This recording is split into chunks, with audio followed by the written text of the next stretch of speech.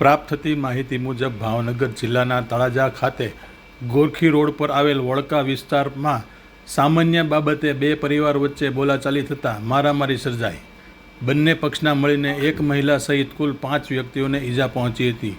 જેમાં ઈજાગ્રસ્તોમાં સાજિદભાઈ શેખ, ફકીરભાઈ શેખ, ફરજાના શેખ, અલ્તાફભાઈ કુરેશી અને નહીલભાઈ કુરેશીને ભાવનગર સારવાર અર્થે લાવવામાં આવ્યા હતા.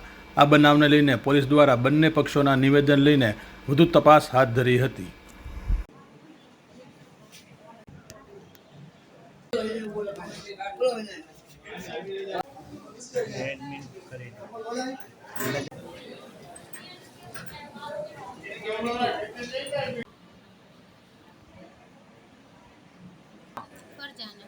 ફરજાનાબેન કઈ જગ્યાએ રહો, શું થયું? તળાજા રહીએ છીએ ને અમારે બાંધણ થઈ છે ને એમાં મારા બે ભાઈને મારેલા છે, મને મારેલી છે અને એ 6 જણા હતા મારવામાં. એક સાદિકભાઈ, એક નાહુભાઈ, એક અલ્તાફ, પછી એક જાકીરભાઈ, પછી એક સમીર ખાન પઠાણ, એક અકરમભાઈ. 6 જણા હતા અમને મારવામાં. શું લેવા મારવામાં આવ્યા? એમને વર્ષ દિવસથી આમ તો હેરાન કરે છે અને મારા ભાઈએ લવ મેરેજ કરેલા છે, એના ઉપરથી બાંધણ થઈ છે અમારે. શું હથિયાર હતું ભાઈ પાસે?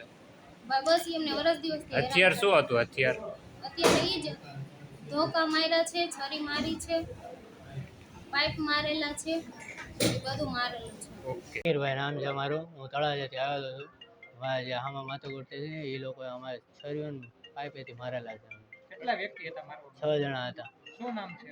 એકનું સાદિક નામ છે, એકનું નાઉલ નામ છે, એકનું અલ્તાફ કુરેશી છે, એકનું જાકીર કુરેશી છે, એકનું નામ અકરમ કુરેશી છે, એક સમીર ખાન પઠાણ છે. કારણ શું તમને મારવાનું? બસ એ લોકો પહેલા મેં લવ મેરેજ કર્યા છે, એ લોકો નહોતું ગમતું એટલે. કેટલા જણાને એની મારવામાં? સાળી હારવાર મેં જે સાદિક છે ને એની સાળી હારવાર મેં લવ મેરેજ કરેલા હતા ને, એટલે એ લોકોને નહોતું ગમતું એટલે વર્ષ દિવસથી મને જતા હતા. વર્ષ દિવસ પછી પાછું અમારે આવી રીતના કર્યું એ લોકોએ. તમને કેટલા જણાની ઈજા થઈ છે? અમે 3 જણા ઈજા થયેલી છે. તમને અત્યારે ક્યાં લાવવામાં આવ્યા? ભાવનગર લાવવામાં આવેલા છે અત્યારે. ઈજાગ્રસ્તનું નામ? એક તો હું છું, એક મારો ભાઈ નાનો છે સાજિદ છે, એક મારી બેન છે નાની મોટી જેવી ફરજાના. શેના વડે મારવામાં આવ્યા? પાઇપ ને ધોકા ને ચાકુ ને તલવાર ને એ બધાથી જ મારવામાં